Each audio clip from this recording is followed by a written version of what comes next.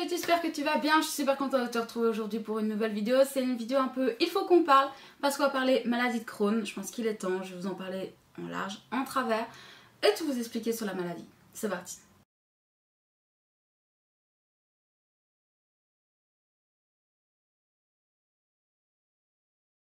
Alors je vous avais demandé de me poser des questions sur Instagram afin de m'aider à un peu aménager cette vidéo entre guillemets. Donc je ne l'ai pas préparée dans le sens où j'ai pas commencé à prendre des notes. Par contre je sais ce que j'ai à dire, ce que je peux peut-être pas dire aussi. Donc écoutez, c'est parti. Donc j'ai commencé par l'une des premières questions et je pense que c'est la plus importante. En quelques mots simples, c'est quoi? Alors la maladie de Crohn, c'est quoi? C'est une maladie qui est dite invisible. C'est un handicap invisible. La maladie de Crohn est une maladie inflammatoire de l'intestin. Voilà, ça part de là. Donc c'est une maladie qui est inflammatoire, donc comme je vous dis, qui est chronique, donc qui revient à répétition par des crises. Qu'est-ce que c'est une crise du Crohn? Une crise du Crohn, c'est des grosses douleurs au niveau du ventre, c'est aussi des diarrhées aiguës. Donc quand je vous parle de diarrhée aiguë, encore une fois, ça dépend du type de Crohn, mais là on va en parler aussi juste après. De la fièvre, bien sûr, ça peut aussi être des ulcères, des abcès, des saignements, ça peut être pas mal de choses une crise. Sachez que c'est très handicapant dans la vie de tous les jours, c'est très douloureux et souvent c'est très peu reconnu par l'État parce que c'est encore une maladie qu'on ne connaît très peu. Et oui, pourtant de plus en plus de personnes en souffrent, on en parle de plus en plus mais c'est toujours une maladie qui est très peu connue. Et donc justement, on en vient, symptômes, examens, traitements, contraintes quotidiennes, etc. Alors il faut savoir qu'il y a plusieurs types de Crohn. Il y a un Crohn simple. Qu'est-ce qu'un Crohn simple? Un Crohn simple, c'est un Crohn qui va juste attaquer seulement une partie du côlon et faire des crises de manière assez plic-ploc, vous voyez, qui ne va pas se réveiller très souvent, qui va se réveiller peut-être une fois par an ou une fois tous les 3-4 ans. Voilà. Ensuite, il y a le Crohn un peu plus modéré, un peu plus actif. Donc le Crohn modéré, c'est celui qui va prendre la totalité de l'intestin. Voilà. Il va y avoir des morceaux d'intestin attaqués par le Crohn à plusieurs endroits et pas un seul comme pour un Crohn simple.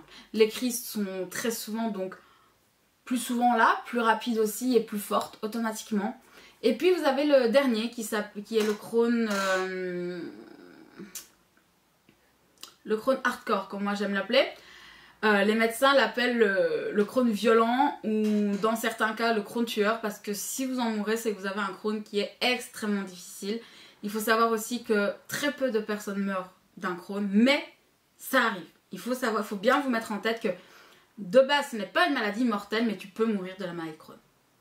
Voilà. Alors pour ma part je vais vous parler de mes propres traitements, je vais parler de mes propres symptômes, de mes examens et de ma propre vie quotidienne. Et pour moi malheureusement c'est un Crohn dit tueur, dit hardcore. Pourquoi on dit que c'est un Crohn hardcore? Parce que le Crohn ne s'arrête malheureusement pas à l'intestin. Ce type de Crohn s'attaque à la totalité du système digestif. Donc quand je vous dis, qu'est-ce que je veux dire par là? C'est que ça commence à la bouche et que ça s'arrête à l'anus. Donc tout est vraiment pris. Et donc moi je vais vous expliquer par exemple une de mes crises. Lorsque moi je rentre en crise, ça commence directement par des diarrhées qui sont très aiguës, qui peuvent directement aller jusqu'à 20 fois par jour. Imaginez-vous 20 fois en 24 heures, c'est déjà énorme. À côté de ça, il y a la température. Donc moi je fais toujours de la fièvre. Je suis déjà montée à 41 de fièvre. Voilà. Malheureusement, moi je m'arrête pas à ce genre de symptômes. Personnellement, j'ai énormément d'ulcères dans la totalité de l'intestin. J'ai des ulcères à l'estomac. J'ai des abcès, des ulcères au niveau de l'œsophage. J'ai eu des abcès dans toute la bouche. Des abcès et des fissures au niveau de l'anus. Un véritable plaisir. Donc vous voyez que ce Crohn-là est beaucoup plus virulent. Surtout que ce qui veut dire que ce Crohn-là ne se met jamais en veille. Il faut savoir qu'un Crohn se met en veille. C'est une inflammation certes qui est chronique mais qui se met en veille. Ce qui veut dire que parfois votre inflammation va descendre et lorsque l'inflammation diminue, votre Crohn se met en sommeil, se met en veille. Pour ma part, mon Crohn ne se met jamais en sommeil. Ce qui veut dire que j'ai constamment une inflammation qui est en cours. Constamment, malgré les traitements. J'ai mon inflammation qui est là, qui ne bouge pas, qui est là en mode hey, moi je suis bien ici, franchement, sympathique. Donc voilà pour ça. Donc voici aussi mes symptômes. Et pour vous faire un petit bilan, j'ai battu des records parce que je suis incroyable et visiblement j'aime battre des records de merde. Mon record de la plus longue crise est de 6 mois et 9 jours. Le nombre de fois ACL est de 42 fois en 24 heures.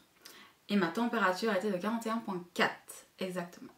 Et donc avant de vous parler des traitements et des contraintes quotidiennes, justement, avant de vous parler des traitements, justement, vous parler un peu des contraintes quotidiennes, mais aussi des contraintes tout court de la vie et surtout ce que ça peut amener. Et donc je vais vous parler surtout de ma dernière crise. Donc j'avais commencé une crise en mai.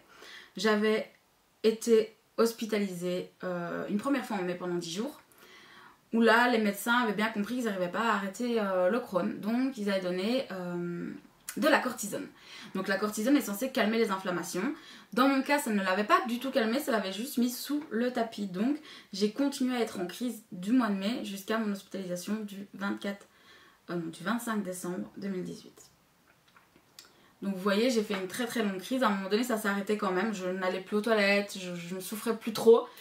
Et vers septembre, c'est là que ça a recommencé vraiment en mode hardcore, quand j'ai repris mes cours pour la première fois. Et c'est de là que j'ai été hospitalisée en urgence le 25 décembre, jour de Noël. J'étais déshydratée depuis plus de 3 jours. Je ne mangeais plus, je vacillais. Pourtant, je continuais à faire mes cartons pour mon déménagement à l'époque. Je ne lâchais pas parce qu'en plus j'avais mes examens. Donc je m'étais toujours dit, fais tes examens, ensuite t'iras à l'hôpital. Malheureusement, je n'ai pas tenu jusque-là. Je suis arrivée à l'hôpital déshydratée, entre la vie et la mort, avec des ulcères qui venaient de percer. Donc je commençais une hémorragie. Et je ne pouvais plus rien avaler du tout. Donc pendant 15 jours, on m'a mis de la nourriture en Baxter, vous savez. Moi j'appelle ça du petit lait parce que vraiment ça a la texture, ça a vraiment le... Ça ressemble à du lait quoi. Hein. Donc j'ai été hospitalisée à ce moment-là. Et donc il faut savoir que le Crohn peut vraiment vous amener à des moments dans la vie quotidienne très intenses. Très intenses parce que moi ces 3 derniers mois-là, j'allais en cours avec la peur au ventre de toujours me faire dessus. Parce qu'il faut savoir que quand votre Crohn est actif, vous faites ce que vous voulez, vous ne pouvez pas vous retenir. Même si les toilettes sont à côté, il y a peu de chance. Je portais des couches, les gars, j'avais 22 ans. Encore aujourd'hui, quand je fais des crises, je porte des couches parce que je n'ai pas le choix. Vous avez 22 ans, vous faites dessus. Se faire dessus, c'est hyper humiliant. Tu sais jamais si devant tout le monde, tu vas pas te lâcher parce que tu peux plus retenir. T'as extrêmement mal à l'estomac, tu vomis. Moi, je vomis énormément dans ces cas-là.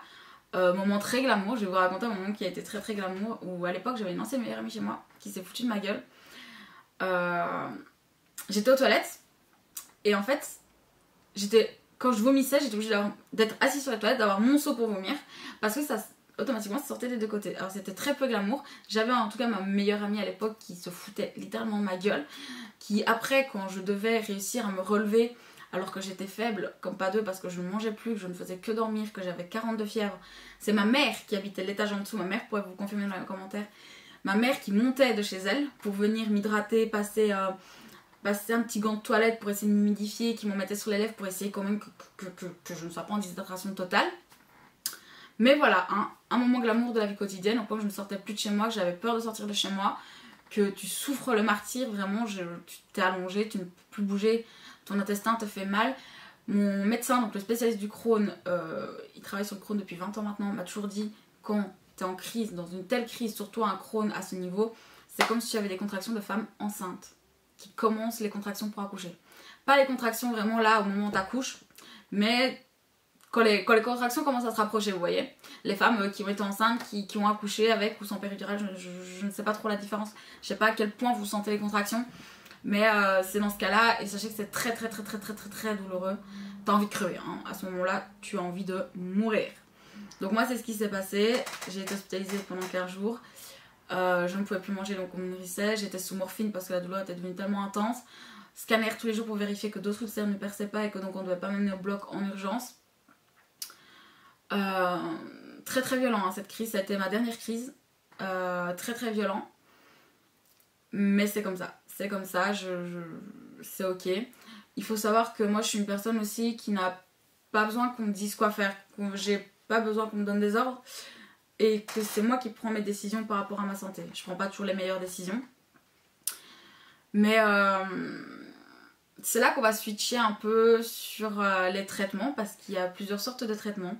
Tout d'abord il y a les cachets. Voilà, les cachets... Non, je mens. Tout d'abord, il y a le régime alimentaire. Donc pour ceux qui ont un Crohn faible, simple, le régime alimentaire peut suffire. Le régime alimentaire est tout simplement de ne pas manger épicé, de ne pas manger de tomates, de ne pas manger de légumes trop crus, ni de tout ce qui est un peu chou, etc. De manger beaucoup de riz, de pâtes et de viande blanche. pour venir, en fait, finalement, c'est un régime sans résidus, comme on appelle ça, pour empêcher l'intestin justement de s'activer. Vous allez comprendre qu'avec moi, c'est au contraire. Ensuite, il y a les médicaments classiques. Moi, je vais en prendre un au hasard, l'Imuran, c'est un de ceux que j'ai testé. J'ai testé 4 médicaments classiques, voilà, qui sont des immunosuppresseurs, faut le savoir. Quand tu as un Crohn, tu es immunodépressif. Voilà, dû au traitement. Moi, je suis immunodépressive, ce qui veut dire que je peux tomber malade comme ça, je peux choper un truc comme ça. Bonjour avec le Covid, c'est charmant.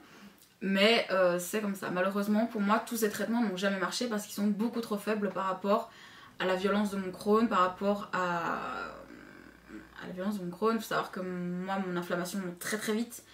Et il faut savoir que l'un des tests pour savoir ce que vous en êtes dans votre Crohn, c'est un test de sel. Hein. Vous savez, vous prenez vos sels, ils vont au laboratoire et on vérifie la calopryctine. J'espère que je le dis bien. La calopryctine qui est censée être assez basse, hein, entre 0 et 200. La mienne, dès que je fais une crise, quand je commence une crise, monte à 1500 et je suis déjà montée à 6900. Ce qui est énorme, ce qui est... Oula! Moi, il faut savoir que quand j'ai été hospitalisée à Montgaudine pour la toute première fois, mon médecin ne me connaissait pas, ne connaissait pas mon cas. L'hôpital où j'allais avant disait toujours ouais, c'est bon, ça va, ça va. Et quand ce médecin a vu ça, il m'a dit non, mais j'ai jamais vu ça en 20 ans de carrière. Alors que non seulement il est spécialisé dans le Crohn, mais en plus de ça, il fait des recherches sur le Crohn. Hein. Il a monté sa fondation pour la recherche contre le Crohn. Et il m'a dit, je n'ai jamais vu ça. Et moi, je suis en mode, ah bah, chais. Ah bah, écoutez, je suis exceptionnelle à ma façon, visiblement. Mais voilà. Et pour continuer sur les traitements, en plus donc des cachets, il y a ce que moi j'ai. Donc, moi, j'utilise du Rémicade. Je sais qu'en France, vous avez plusieurs noms pour ça. Tout simplement, vous allez en hôpital de jour le temps de quelques heures. On vous pique, on vous branche. Et on vous fait passer un médicament qui est aussi des immunosuppresseurs, hein, bien sûr, mais en beaucoup plus grosse dose. Moi, pour l'instant, j'y vais toutes les 8 semaines. Actuellement, on hésite à passer à toutes les 6 semaines et à augmenter la dose parce que j'ai mon Crohn qui a envie de revenir. On le sent, on voit dans les analyses que mon inflammation est en augmentation depuis plusieurs mois. Pour l'instant, rien de la calopryctine, mais on sait que ça ne va pas tarder. Et mon intestin n'est toujours pas réparé. Et mon oesophage n'est toujours pas réparé. Et mon estomac n'est toujours pas réparé de ma dernière crise. J'ai toujours des ulcères qui sont là. Certains se sont totalement rebouchés, d'autres sont encore un peu à la limite où on voit de temps en temps un petit saignement. Où on se dit attention, attention. Mais voilà, il y a aussi ce traitement-là qui pour moi en tout cas pour l'instant est efficace dans le sens où je n'ai plus fait de grosses crises. J'ai refait 3 petites crises d'une semaine depuis ce traitement. Donc ce traitement je le tire maintenant depuis 2 ans et demi. Donc c'est plutôt pas mal. Je suis très contente de l'avoir. Je suis très contente que mon médecin me l'ait proposé après pas mal de disputes. Parce qu'il y a aussi un autre traitement, enfin 2 autres traitements. L'un consiste à enlever un bout de l'intestin. Souvent on utilise ça pour ceux qui ont un Crohn simple ou modéré.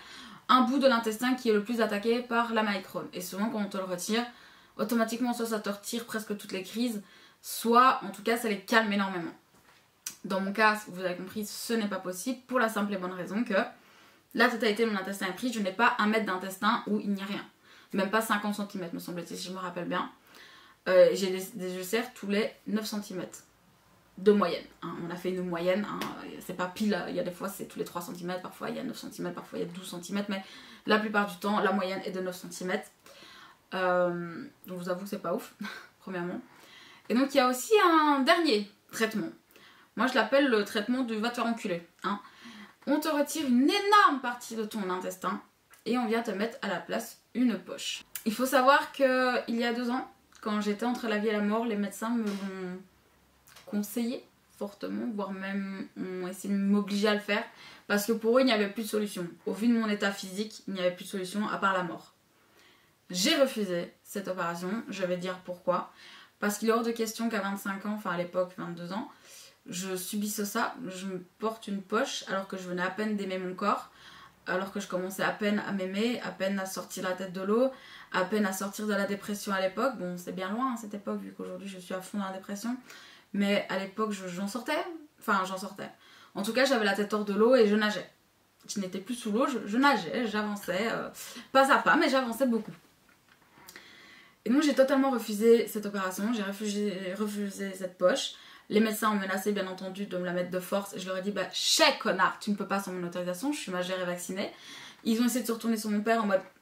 Mon père leur a dit, hop, hop, hop, hop, moi je me mêle pas de ça. hors de question, elle ne se mêlera pas de mes décisions, je ne me mêle pas des siennes. Ils ont osé demander à mon compagnon de l'époque, voir s'il pouvait m'opérer. Dieu merci, il a dit qu'il ne devait pas s'en mêler, parce que sinon je l'aurais défoncé, sa mère. Hein. T'es mon mec, t'es pas mon père ni mon mari, t'es personne. Hein. Voilà, tu gères pas à ma place. Laissez pas les gens gérer à votre place. Ne laissez jamais votre mec ou votre meuf choisir pour vous votre opération. Si oui ou non vous devez vous faire opérer. Enfin, non, hein, c'est votre décision à vous, pure et dure. Il peut vous donner un avis, il peut vous donner un conseil. Mais il n'a pas à prendre la décision pour vous, sachez-le. Parce que les gens qui prennent la décision à votre place, on en a marre. Moi, j'ai totalement refusé. Donc les médecins sont partis très en colère. En mode, bah tant pis, tu vas mourir. Je me souviens qu'à l'époque, ils ont appelé le psychiatre de l'hôpital, le psychologue de l'hôpital, mon psy, pour savoir à quel point j'étais suicidaire. Et mon psy a dit non, c'est pas que là, elle est suicidaire, c'est qu'elle a pas peur de la mort. Et que vous n'allez pas l'obliger à faire quelque chose qui va gâcher sa vie. Parce que moi, ça m'aurait gâché la vie. Hein. Je ne serais plus sortie de chez moi. Plus jamais j'aurais retiré un t-shirt. Plus jamais j'aurais été à la plage. Plus jamais même j'aurais laissé un mec poser une main sur moi. Même un pote, même pas, j'aurais laissé encore un pote me prendre dans ses bras. Parce que je savais que c'était là. Voilà, moi je pose ça là, je sais qu'il y a des gens qui l'ont accepté, je sais qu'il y a des gens qui le font, que grand bien leur face, ils se sentent très bien de leur peau comme ça, que grand bien leur face. Moi c'est pas mon cas. Je déteste déjà, c'est mon corps, je vais pas en rajouter une couche. Et c'est comme je leur ai dit, s'ils le font, j'allais me suicider dès la sortie. Donc finalement, vous avez bien compris qu'ils ne l'ont pas fait. Mais dans tous les cas, je leur ai dit, les gars, s'il n'y a plus de solution, c'est pas grave, mettez-moi sous morphine et laissez-moi partir. 2 jours plus tard, le médecin est revenu en me disant, écoute, j'ai une dernière solution, le Rémicade. Le Rémicade a marché. Et je suis là aujourd'hui. Et si demain je dois refaire une grosse crise et qu'ils me redisent cette fois-ci le Rémicade c'est mort, je prendrai la même décision qu'il y a 2 ans et demi. Hors de question. Hors de question. Voilà. Donc voilà au niveau des traitements. Alors il faut savoir que bien sûr hein, ce sont des traitements, mais ce ne sont pas des traitements qui vous guérissent. Ce sont des traitements qui vont mettre votre Crohn en veille. Le Crohn ne se guérit pas. Aujourd'hui, personne ne sait comment guérir le Crohn. Voilà. On le met juste en veille jusqu'à la prochaine crise. On le met juste en veille. Donc, voilà pour ça. Ta maladie est-elle d'origine traumatique, génétique ou héréditaire? Là aussi, et on me demande aussi, connais-tu l'origine de la maladie? À quoi c'est dû? Alors, il faut savoir qu'encore aujourd'hui, on ne sait pas d'où c'est dû. Voilà, on ne sait pas d'où ça sort, on ne sait pas. Beaucoup de médecins pensent que c'est génétique, héréditaire, que ça viendrait de quelqu'un. Moi, dans ma famille, que ce soit ni mon père, ma mère, rien, mes grands-parents, rien, mes arrière-grands-parents, plus logiquement rien. Donc, je serais peut-être la première de la lignée. Dieu merci, je ne veux pas d'enfants. Hein, voilà. Si vous avez des gosses et vous avez un Crohn, ne faites pas ça. Hein. Ne faites pas de gosses si vous avez un Crohn parce qu'ils l'auront. Hein, voilà. Ou alors, attendez qu'il y ait un traitement. Un vrai traitement. Voilà. Mais non, on ne sait pas si c'est héréditaire, machin. Nous, on sait que ça a été... En fait, il faut savoir que le Crohn, c'est comme un cancer. Ça se déclenche ou ça se déclenche pas. Sachez que vous avez tous le cancer en vous. Il se déclenche ou il se déclenche pas. Moi, il s'est déclenché de façon un peu traumatique. J'explique.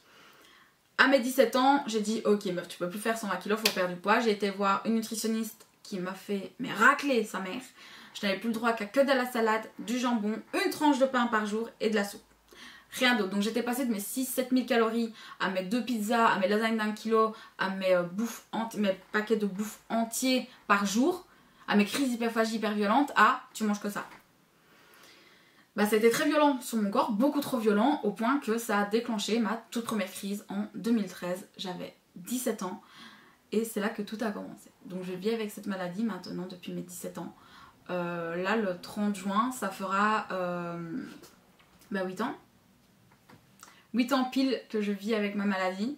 Je vis très bien avec ma maladie. Ma maladie, je l'ai acceptée depuis très longtemps. Même si elle n'est pas facile, vous allez comprendre. Mais en tout cas, voilà. On ne sait pas d'où ça vient, on ne sait pas d'où ça va et on ne sait pas comment la soigner. Alors, on me demande comment ton entourage vit ton quotidien et comprend-il, l'accepte-t-il? Alors, j'ai beaucoup de chance. Mes parents sont des personnes incroyables. Surtout mon père. Mon père a eu énormément de problèmes de santé, donc ça a été le premier à me comprendre. Le premier à savoir que je ne simulais pas. Le premier à savoir que les douleurs étaient réelles. Le premier à me dire, c'est pas grave ma fille, t'inquiète, tu vas y arriver. Ma mère a eu un peu plus de mal au début en se disant, mais je comprends pas trop... elle comprenait pas trop ce que c'était finalement parce que c'était un peu un inconnu, hein, c'était quelque chose de nouveau et d'inconnu. Elle savait pas trop comment réagir face à la maladie, dans le mode est-ce qu'elle devait vraiment s'inquiéter, genre je vais mourir, ou plus le prendre à la légère. Elle avait aussi un peu du mal à comprendre parfois quand j'étais vraiment mal parce qu'elle était là en mode t'as pas l'air malade pourtant. Puis avec le temps, enfin les mois je dirais, ça n'a pas pris des années, je pense que la première année elle a compris. Et elle m'a beaucoup tout soutenue, aujourd'hui encore elle me soutient beaucoup, genre quand il y a des fortes chaleurs elle pense à moi, parce que les fortes chaleurs ont tendance à déclencher mon Crohn. Voilà, donc chaque fois qu'il y a des fortes chaleurs elle pense à moi en mode oh ma fille, fais pas une crise. Donc voilà, j'ai beaucoup de chance, ils l'ont accepté. Et de toute façon je n'ai que, j'ai que mon père et ma mère. Pour mes amis, je vous avoue qu'ils sont un peu nouveaux dans ma vie, donc ils n'ont jamais eu de crise à supporter, ils m'ont jamais vu en crise, ils n'ont jamais dû avoir ces moments humiliants de crise, donc je peux pas vous dire comment ils vont le gérer. J'espère qu'ils vont bien le gérer, j'espère qu'ils vont pas me tourner le dos au dernier moment. Et au niveau de mes copains, c'est compliqué. C'est compliqué. C'est compliqué parce que ça a tendance à gâcher une vie de couple, ça a tendance aussi à casser le glamour, hein. Clairement si vous pensez être glamour, sachez que vous ne l'êtes plus avec un Crohn.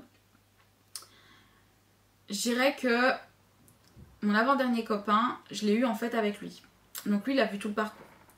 Donc je pense qu'il a été directement habitué et donc que ça l'a pas plus choqué que ça. Vraiment. Ça c'est un truc aussi, ça a été un énorme fils de pute, un putain de pervers narcissique, mais il m'a jamais attaqué sur mon Crohn. Jamais. Peut-être qu'il l'a pensé, mais jamais. Et pour mon ex, je sais qu'il a très mal vécu mon Crohn. Il disait partout qu'il le vivait bien, mais c'est faux. Rien que mon hospitalisation, il l'a très mal vécu.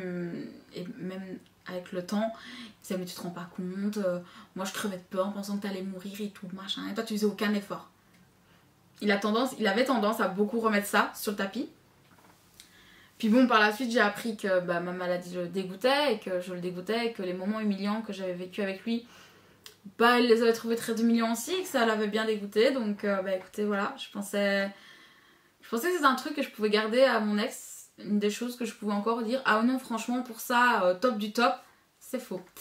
Il n'acceptait pas non plus ma maladie. Donc, en fait, aucun de mes mecs n'a su l'accepter et je crois qu'aujourd'hui ça me fait peur, j'ai peur de me remettre en couple avec quelqu'un à cause de ça parce que c'est effectivement quelque chose qui est assez violent. Quand tu te retrouves à l'hôpital entre la vie et la mort, il faut pouvoir le supporter. Sans aller dire à la personne qui est en train de mourir ouais putain mais je me sens mal à cause de toi. Parce que j'ai pas besoin d'entendre ça quand je suis en train de me battre contre la maladie. Ne pas non plus avoir des jugements quand ça t'entend en toilette ou que tu te fais dessus ou que t'es obligé de mettre des couches pour adultes, enfin tous ces trucs humiliants ou quand tu sais que tu dois faire des colos et donc te faire enfoncer des tuyaux dans le cul, que ça te regarde en mode oh c'est dégueu. Bah ouais frérot, ouais je sais que c'est dégueu, merci pas besoin de me le dire. Voilà. Vraiment aujourd'hui je crois que j'ai peur de me remettre en couple à cause de ça. Je suis pas sûre de pouvoir un jour refaire 100% confiance à quelqu'un vis-à-vis de ma maladie en tout cas. Ça va être difficile, je pense. J'ai un peu du mal à voir comment ça pourrait se passer. C'est déjà pour ça que je veux plus vivre avec quelqu'un. Déjà de base, je me le suis promis, je ne veux plus vivre avec quelqu'un. Comme ça, si je suis en crise, la personne reste là-bas. Moi, je reste chez moi, je vis ma crise et puis basta. Donc voilà, pour ça. Alors, on m'avait aussi demandé quels étaient un peu les examens à faire pour le Crohn. Alors, si vous pensez que vous avez un Crohn ou autre, je vous invite déjà soit à aller voir votre médecin traitant ou un gastro-entérologue directement. Parce qu'il faut savoir qu'il n'y a pas que le Crohn, il y a aussi le RCH, c'est ça, RCH, ouais. Il y a aussi un RCH, etc. Donc, qui sont deux maladies un peu différentes, mais qui finalement ont un peu les mêmes symptômes. Donc, je vous invite vraiment à aller voir un médecin. La première chose, les analyses de sel. Demandez absolument l'analyse de calopritine si vous êtes à peu près sûr que vous faites une crise de Crohn. Si c'est pas ça, il n'y aura rien dans les selles. Sachez-le. Donc, ça ne sera pas un Crohn. Voilà. Ensuite, il y a des examens qui sont un peu moins sympathiques. Il y a donc une coloscopie. Une coloscopie, qu'est-ce que c'est? On vous prend un tuyau, une caméra, on vous l'enfonce dans le huc et on va voir la totalité de votre intestin. Parce que les médecins sont capables de voir dans votre intestin des défauts, des trucs qui font que ah ça c'est un Crohn, ah ça c'est plutôt ça. Et faire des prélèvements pour envoyer vos analyses. Il y a aussi dans mon cas, en tout cas la gastroscopie que je fais une fois par an pour aller vérifier l'état de mon estomac et de mon œsophage au niveau des ulcères et des abcès que j'ai pu avoir lors de mes dernières crises. Et donc voilà, ce sont vraiment les examens principaux, c'est ça, c'est les prises de sang, analyse de sel, colo et gastro. Voilà. Que n'as-tu pas le droit de manger? Alors, c'est justement là que je vous disais que moi je suis très très drôle. Dans la logique des choses, quelqu'un qui a un Crohn ne devrait pas manger ni tomate, ni poivron, ni piment, ni choux de Bruxelles, ni tout ce qui est de la famille des choux. Ne devrait plus non plus manger de légumes crus, donc tout ce qui est salade, etc. Devrait manger que de la viande blanche. Donc poulet, dinde, vous avez droit, et porc aussi. Mais attention, pas juste de l'escalope de porc, hein, c'est tout. Manger du riz et des pâtes. Pas de sauce, hein, en fait, au jus de viande, hein, comme on appelle ça. Pas de sauce non plus mayo, etc. Voilà, le régime de base. Et ben moi, c'est tout mon contraire. Il faut savoir que moi, quand je sors de l'hôpital, je suis toujours en crise. À chaque fois, je suis toujours en crise parce que c'est très difficile de mettre en pause mon Crohn, même après les traitements, même après des jours à l'hôpital. Ce que je fais en sortant de l'hôpital, c'est que je m'arrête au truc le plus gras possible. Ça peut être des frites, un quick, un kebab, qu'importe. Je prends le maxi truc bien gras, je le bouffe sa mère et le lendemain, je vais mieux. Moi, je suis une personne qui, plus je vais manger sain, plus je vais manger des légumes, plus je vais manger sain, plus je vais faire des crises. Moi, je vais manger sain, mieux j'irai. Donc c'est très très compliqué parce que moi derrière je me dis je me ferai bien de salade tous les jours comme ça je vais perdre du poids. Ben non, connasse, au bout de 3 jours tu vas déclencher une crise. Donc si j'ai pas du gras un peu tous les jours dans mon assiette c'est difficile. Mais derrière ça je mange du piment, je mange de la sauce tomate, je mange des choux parce que les choux c'est ma vie, les choux de Bruxelles, les choux fleurs, les choux pointus, ton ça, tu connais, j'adore. La salade, la vie. Moi c'est ma base de l'alimentation. Je ne peux pas faire autrement que de manger ça en fait. Et je serais très malheureuse si demain on me disait tu ne peux plus manger ça. Bah si je ne peux plus manger ça, les choses sont enculées, je me suis dit d'accord, il y a déjà que ça qui me tient en vie, c'est la bouffe, alors foutez-moi la paix. Mais voilà, moi mon alimentation reste très classique. Quand vraiment je sens que je suis vraiment pas bien, je vais repasser plutôt sur du riz et des pâtes que sur autre chose. Et des pâtes blanches, hein, pas pâtes à sauce tomate, hein, des blanches. Hein. Mais sinon, ça va. Moi j'ai beaucoup de chance de ce côté-là et d'autres en ont beaucoup moins que moi ou doivent faire un régime strict, donc un régime comme je vous ai expliqué tout à l'heure, sans résidus. Mais de mon côté, tout va bien. Alors, et maintenant, j'avais reçu plutôt une longue question de mon amie Amina. Elle m'avait envoyé. Comment est-ce que tu as réussi à aborder le sujet de la maladie de Crohn avec ton entourage? À cause des symptômes que ça provoque, j'en ai encore honte malheureusement et j'appréhende une vie à 2 plus tard. Et ma deuxième question, as-tu déjà travaillé justement? Ça fait écho à ma première question. Si oui, comment as-tu géré avec la maladie? Alors, comment j'en ai parlé avec mon entourage était auprès de moi, premièrement. Donc si je parle vraiment de la famille proche, mon entourage était avec moi à l'hôpital. Mon entourage m'a vu dépérir. Donc à aucun moment ils ont eu le droit de juger. Si tu parles plus des amis, c'est quelque chose qui est compliqué. J'en parle parce que il faut en parler, parce que c'est ma vie, que c'est qui aussi me... Ça fait partie de moi. En fait, moi j'ai accepté la maladie dans le sens où je me suis dit, la maladie de Crohn, elle fait partie de moi, je suis obligée de l'accepter. Très bien, faisons ami-ami, très bien. Prenons connaissance l'un de l'autre, essayons de jongler ensemble et de vivre ensemble et de vivre bien. Et là, c'est ce que j'arrive à faire depuis bientôt 2 ans et demi. Donc je suis très contente de ça, ça avance, petit à petit ça avance. Maintenant, je comprends que ce soit très difficile parce que, effectivement, comme tu le dis, les symptômes sont problématiques. Et souvent, quand c'est des amis, ils ont un peu du mal à comprendre. Ils ont un peu du mal à comprendre parce que du moment que c'est pas visible... Ah bah, sachez que je parle trop. C'est pas grave, ça sera une très longue vidéo en même temps. J'écoutais de la musique juste avant, ça se voit. Mais effectivement, avec les symptômes, c'est très difficile d'en parler à son entourage. Je relis en même temps ce que tu me dis, voir ce que je pourrais un peu rajouter. T'en as honte et t'appréhendes une vie à 2 plus tard, oui. Alors la honte, je pense que c'est avec le temps que tu la retireras. Je pense qu'au moment où tu auras accepté ta maladie, que tu auras accepté de vivre avec, ta honte partira en même temps. Moi, j'ai plus honte de ma maladie. Alors, certes, je me sens encore parfois humiliée parce qu'il arrive des choses où t'es là...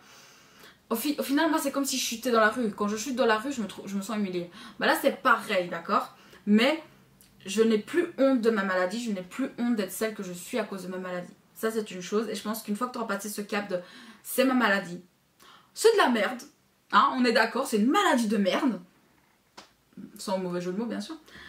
Bah, c'est pas grave. Je vis avec. Tranquille. Et le truc de vivre à 2 plus tard, bah écoute... Moi je l'ai appréhendé, moi j'ai vécu avec 2 personnes avec mon Crohn, ça s'est très mal passé. Alors ça s'est très mal passé, pas parce que mon Crohn, mais parce que c'était des gens débiles. Mais je sais que mon Crohn a pu poser problème dans ma vie de couple, dans le sens où c'est pas toujours très glamour quand tu as des rapports sexuels, c'est pas toujours très glamour quand ton mec te voit passer avec une couche, quand il t'entend aller 40 fois aux toilettes sur la journée, pas ouf non plus. T'es tout le temps fatigué, t'as de la fièvre, donc le mec il en a marre, ou la meuf, hein, peu importe. La personne avec qui tu es en couple en tout cas, ça lui casse les couilles parce que t'es un putain de zombie de merde, t'es tout le temps à l'hôpital, t'es ci, t'es là, donc c'est vrai que pour une vie à 2, En fait, c'est difficile au moment où t'es avec un con. Parce qu'en fait, je suis désolée, enfin, je suis en train de prendre beaucoup de recul hein, sur l'amour en ce moment, vraiment beaucoup.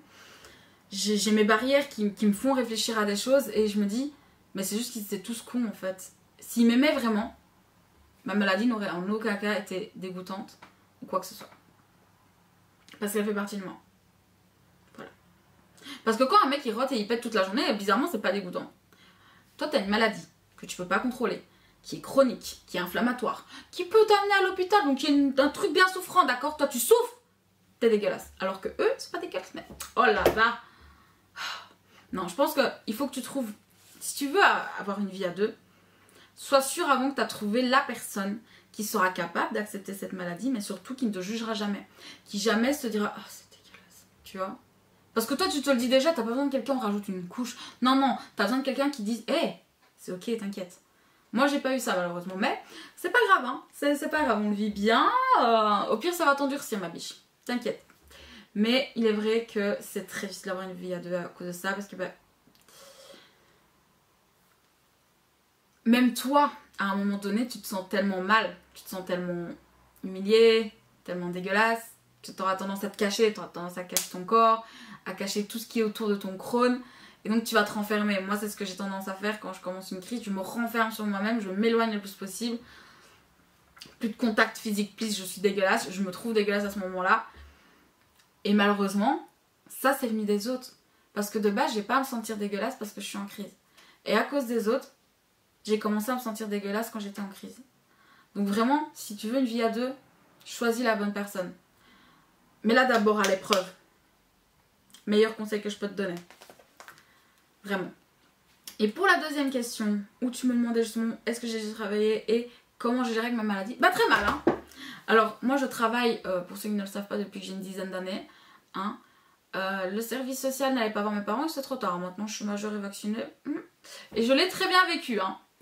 Voilà, vraiment, je ne plaisante pas. Ça a été la meilleure expérience de ma vie. Donc s'il y a des gens qui se font partie des trucs de jeunesse, allez vous faire une gueule. Et plus sérieusement, sous contrat de manière légale depuis mes 16 ans. Donc j'ai toujours travaillé dans ma vie. En plus de mes études à l'époque, j'ai toujours dû jongler. Et à mes 17 ans, c'est vrai que quand j'ai eu mon Crohn, en fait j'ai un peu tout qui s'enchaîne à mes 17 ans. Parce qu'à mes 17 ans, j'ai été paralysée de ma jambe gauche à cause de mon hernie. Preuve que je travaille depuis beaucoup trop longtemps pour mon dit corps. J'ai eu le Crohn qui s'est enclenché. Au mois d'août, j'ai été opérée d'urgence de mon dos parce que mon hernie. Après ça, ça m'a pris presque 6 mois de revalidation. Puis quand j'ai travaillé directement en tant que aide ménagère, technicienne de surface, vendeuse. J'ai fait quoi? Monteuse de pneus, peut-être pas le meilleur bail. Puis en même temps, je travaillais encore avec mon père à l'époque. Hein. Je travaillais encore avec mon père dans tout ce qui était ferraille, tout ce qui était agriculture, etc. Et même encore bûcheron. Donc jusqu'à ce que mon père s'arrête de travailler, j'ai continué à bosser avec lui. Ma maladie a toujours été un problème au travail. Je vais prendre l'exemple de mon dernier travail, donc je me suis fait virer à cause de ma maladie Crohn. En clair, j'avais un travail dont je travaillais au Lunch Garden. La grande enseigne que vous connaissez tous, Lunch Garden in Belgium. Je ne dirais pas où, hein, je travaillais juste au Lunch Garden. Et malheureusement, le stress, le ci, le là, a déclenché une crise. Et donc j'ai commencé à devoir aller aux toilettes très souvent. Malgré tout, je venais au boulot, je faisais quand même des journées assez malades. Soit c'était des 8-20, soit c'était des midi-minuit. Hein. Parfois, quand je faisais 8-20, si à 20h on n'avait pas fini la plonge, enfin ceux qui devaient faire la plonge n'avaient pas fini, on devait les aider. Finalement, je finissais à minuit, donc je faisais 8 minuit quand même. Je faisais quand même des journées bien ardues, parce qu'on ne s'arrête jamais. Au Légérien, il faut le savoir, ils sont sous-payés et en plus de ça, ils travaillent comme des malades mentaux. Vraiment. Très difficile. Et moi, mon corps a pris un coup. J'ai commencé à devoir aller aux toilettes de plus en plus souvent. Donc je m'absentais très souvent pour les toilettes, mais je n'avais pas le choix, connard. Hein, voilà, si un jour tu passes par ces vidéos, je n'avais pas le choix. Ce n'est pas une comédie, non. Cette personne a cru que je simulais, bien sûr, parce que je n'avais aucun symptôme de l'extérieur. Voilà. Et en fait, les choses se sont accentuées au point que j'étais arrivée à y aller 20 fois en un service. Et je me suis dit, oula, non. Va chez ton médecin, prends une semaine, bourre-toi la cortisone et reviens. Je pars une semaine, je me bourre à la cortisone, je reviens, mais complètement droguée à la cortisone. Ce qui veut dire que j'étais en 78 mg tous les jours, j'étais vraiment dans un état pathétique, mais j'étais là, je faisais mon taf, je faisais mieux que le 3/4 des gens et j'y allais. Et puis un jour mon patron est venu me voir et m'a dit écoute je t'ai vu aller aux toilettes encore aujourd'hui, je suis désolée moi je peux pas accepter ça, je peux pas accepter que mes employés aillent 10 fois aux toilettes par jour à un moment donné, c'est bon. Puis je lui dis mais monsieur, enfin c'est marqué dans mon dossier, j'ai un Crohn. Là il me dit ah mais c'est quoi ça, donc je lui explique exactement ce que je vous ai expliqué, maladie inflammatoire, machin. Il me dit bah c'est bizarre, t'as pas l'air malade.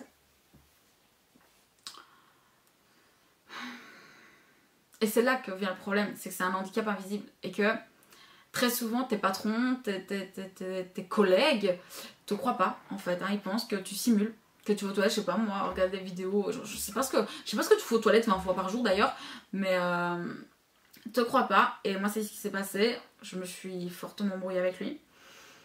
J'ai claqué la porte, j'ai été me mettre en maladie, j'ai été voir mon médecin, je lui ai expliqué ce qui venait de se passer, j'étais chez le médecin à minuit. Hein. Je lui ai expliqué, j'étais en pleurs, je n'en pouvais plus, je venais de me faire incendier. Vraiment, je me sentais humiliée, et pas par ma maladie. Et mon médecin m'a dit, écoute, je te mets un mois.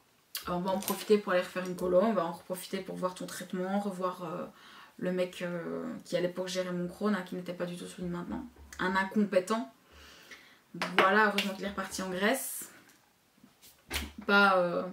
Oh, vous avez compris, hein. Pas parce qu'il est grec, mais parce qu'il est nul, quoi.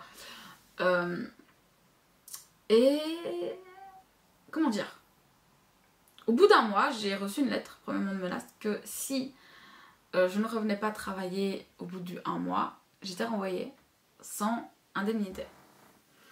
J'ai montré ça à mon médecin m'a dit ils ne peuvent pas te renvoyer après 1 mois de maladie, c'est interdit par la loi, et encore moins sans indemnité, parce que si on veut jouer, on peut dire que le stress et l'humiliation que tu as subi a engendré ta maladie et l'a accentuée, et c'est vrai. Je sais qu'une fois que je me suis mise en maladie, le fait d'avoir pris tout ça en pleine gueule, mon Crohn c'est oula, boudou. Le patron a très mal pris la réponse de mon médecin, parce que mon médecin s'est permis lui-même de l'appeler et de lui dire oh Coco, tu veux un Crohn, je te l'offre. Tu veux voir ce que ça fait d'avoir un Crohn. Et je suis restée en maladie 6 mois finalement, pas parce que je voulais pas travailler, parce que je voulais plus voir sa sale gueule. Et finalement il m'a renvoyée et en motif disant maladie, il avait marqué quoi en motif? Vraiment un truc qui je pense a écœuré tellement mon médecin traitant et le médecin conseil de la mutuelle qui se sont regardés vraiment en mode c'est pas possible d'avoir des coups encore comme ça sur terre. Maladie invisible, s'invente un problème de santé appelé Crohn. Alors j'ai même pas écrit correctement. KR. Et donc renvoyé sur le champ sans indemnité et j'ai dû rembourser les 2 derniers mois où j'avais été payée par le boulot en fait. Donc j'ai remboursé mes 2 derniers mois, j'en avais plus rien à battre et de là je suis restée sur la mutuelle tout le temps. J'ai retravaillé de temps en temps, genre la mutuelle me disait tu veux retester, j'étais là oui. J'étais les 2 mois puis mon Crohn était là hey bitch, j'étais là putain. D'où le fait que j'ai repris des études tout d'abord en français et en maths pour me remettre à niveau vu que moi j'ai arrêté l'école très très tôt et que je n'avais vraiment plus le niveau ni en français ni en maths clairement. Et ensuite eh bien je suis partie à la haute école et encore une fois je suis toujours en maladie à l'heure actuelle parce que bah, je jongle hein, avec mon Crohn en ce moment, enfin si je jongle pas avec mon Crohn je jongle avec mes problèmes de dos, donc il y a toujours quelque chose qui vient me casser, plus ma dépression, plus ci, plus là, je suis toujours en maladie. Et là le but de donc de mes études c'est d'essayer de travailler à mi-temps. Et on espère que ce métier-là arrivera à être assez jouissif et à la fois apaisant pour que je ne fasse pas de crise. Pour que ça ne m'engendre pas un stress qui m'emmène à des crises. Mais dans un premier temps, en tout cas, ça sera un mi-temps mutuel, ce qui veut dire que je resterai un mi-temps sur la mutuelle au cas où ça part en couille, et un mi-temps où je travaille. Et voilà, et on croise les doigts. Mais il faut savoir que je connais des gens qui, avec le Crohn, n'ont jamais travaillé. Beaucoup trop difficile. Parce qu'il faut savoir qu'avec le Crohn, vous êtes constamment fatigué, hein, vous êtes épuisé tout le temps. Je crois que c'est encore pire quand vous avez des poches. Travailler avec une poche, mais c'est horrible parce que les gens ne comprennent pas que vous devez aller la vider. Enfin, c'est très compliqué. Il y a des gens qui, à la place de travailler, on fait du bénévolat. On fait du bénévolat ou alors on lance leur propre entreprise justement pour pas devoir subir ce truc du patron qui vient t'angoisser et te foutre plus de problèmes qu'autre chose. Moi, j'ai pas mytho que j'aimerais bien travailler à mi-temps, comme je vous l'ai dit, en tant qu'AS. Et avoir YouTube et Twitch à côté en mode ok, si ça va pas au boulot, au moins t'as ça. Alors c'est pas un boulot traditionnel, mais au moins tu ramènes de l'argent, tu payes ta part à l'État, parce que bah, là pour l'instant bah, c'est un peu l'État qui me paye, hein, clairement comme diraient certains, je profite de ce système. Tout à fait, sauf qu'avant c'était moi qui faisais profiter du système, connard. Et de toute façon, oh les gars, je fais toujours profiter du système. Vous savez, sachez qu'avec toutes les taxes que je paye, je fais profiter le système aussi, ne vous en faites pas. Hein, voilà. Mais, ouais. C'est très dur de travailler quand t'as un Crohn. Alors certains y arriveront très bien, mais je pense qu'encore une fois, ça dépend peut-être du degré du Crohn. Moi, je sais que dans mon cas, c'est très difficile.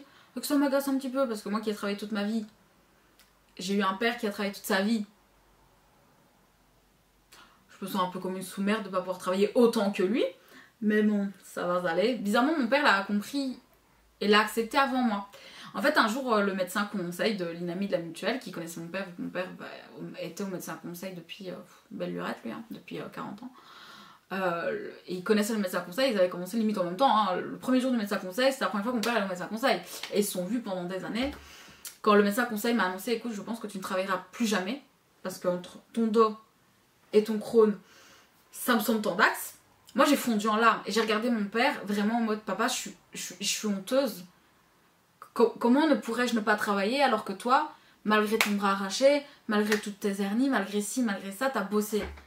Et mon père m'a regardé en me disant, mais ma fille, c'est pas grave. T'as déjà bien taffé comparé aux 3/4 des gens. Le 3/4 des gens qui ont ton âge ne peuvent pas dire qu'ils ont même bossé un dixième de toi. Il y a des gens qui ont 30 ans, ils n'ont pas encore bossé autant que toi. C'est ok.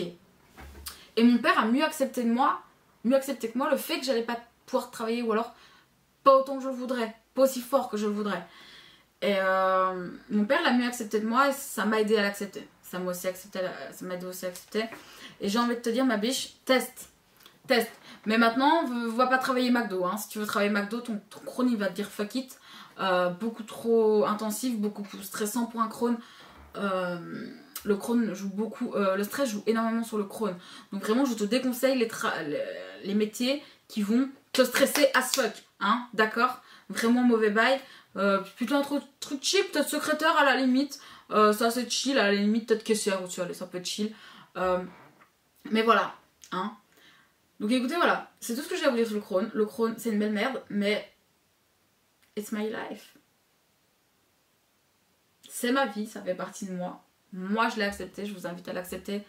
Si t'as un Crohn depuis peu, ou depuis longtemps, et que t'arrives pas à l'accepter, c'est le moment de l'accepter. Sachez que quand j'ai été hospitalisée la dernière fois, une gamine de 14 ans venait de découvrir son Crohn.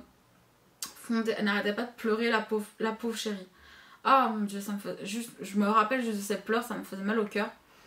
Et le médecin lui a dit, attends, viens avec moi, je vais te présenter une personne qui a une maladie Crohn bien plus grosse que la tienne et qui pourtant sourit encore. Il me l'a amené, on m'avait passé, j'avais deux trucs ici. L'un pour me nourrir, l'autre pour me donner de la morphine. Je ressemblais à un fucking zombie. Et il me dit, viens, je vais te montrer quelqu'un qui a la pêche. J'étais là, bof. Tu mets ton masque serette, t'as la pêche, tu vois. Parce que logiquement, j'aurais eu la pêche, c'est juste que j'étais très fatiguée. Et la petite gamine, elle vient, elle me pose des questions. Elle me dit, ah, comment tu vis avec ça? Et elle me dit, est-ce que je vais mourir? Je dis, ouais, bah, ma gamine, si mais je ne meurs pas, tu vas pas mourir. Et vraiment, elle m'a regardé en mode, c'est vrai, tu mourras avant moi. Je dis, ouais, je mourrai avant toi, t'inquiète. Le jour où je meurs, inquiète-toi. Et puis le médecin me regarde en mode, ouf, pas ouf peut-être de dire ça, mais en soi, elle a compris le bail. En clair, elle savait que moi j'avais une maladie de Crohn de type 3, elle de type 1. Souvent, c'est rare que le Crohn évolue, il va pas s'aggraver, il va souvent rester type 1 ou type 2 ou bah, type 3. Mais il va jamais passer par exemple d'un type 1 à un type 3. Je crois que c'est arrivé, je crois que j'en parlais avec mon médecin, il a eu 5 patients sur les milliers qu'il a où ils sont passés d'un 1 à un 2 et jamais un 3. Donc vraiment je l'ai rassurée dans ce sens là et je lui ai parlé, elle m'a posé des questions sur le Crohn, je lui ai répondu avec la plus grande honnêteté possible parce que je pense que cette gamine n'avait pas besoin qu'on commence à la prendre avec des petits gants là, avec des petites pincettes. Non, je pense qu'elle avait besoin d'entendre la vérité de ce que c'était la maladie, mais aussi que c'était ok et qu'on pouvait la gérer, que si j'y arrivais elle pouvait y arriver et qu'elle allait y arriver d'ailleurs. Donc voilà, si vous avez un Crohn et qu'aujourd'hui vous avez du mal, que vous ramez, ça va aller. On se relève toujours du Crohn de toute façon. On va l'envoyer chier bientôt, vous en faites pas. Un jour on trouvera un traitement et on arrivera à l'envoyer chier, je vous le jure. Je vous le jure. Sur ce, moi je vais vous laisser, je pense que j'ai fait le tour. Si vous avez d'autres questions, des questionnements, des choses auxquelles je n'ai pas répondu, une histoire à nous raconter sur le Crohn, n'hésitez pas à le faire dans les commentaires. Je prendrai le temps de lire toutes les questions et je répondrai à toutes vos questions s'il y en a, de lire aussi vos histoires s'il y en a. Donc n'hésitez pas, faites-vous plaisir, c'est dans la barre d'infos, non pas dans la barre d'infos, dans les commentaires, j'ai hâte de vous lire tout ça. Si tu me découvres via cette vidéo, bah écoute, je te remercie déjà, premièrement. Et je t'invite à t'abonner à ma chaîne si ce n'est toujours pas fait. Si tu veux voir d'autres vidéos de ce style, bientôt on parlera dépression ou d'autres choses encore. On aime bien aller dans le dur, hein. Nous on aime bien... Ah, on aime ça. Si tu veux aller voir ma dernière vidéo aussi, c'est possible, c'est beaucoup plus chill, c'est du make-up, t'inquiète, c'est juste par là. Et écoutez, moi je vous dis à très bientôt. Prenez soin de vous. La bise.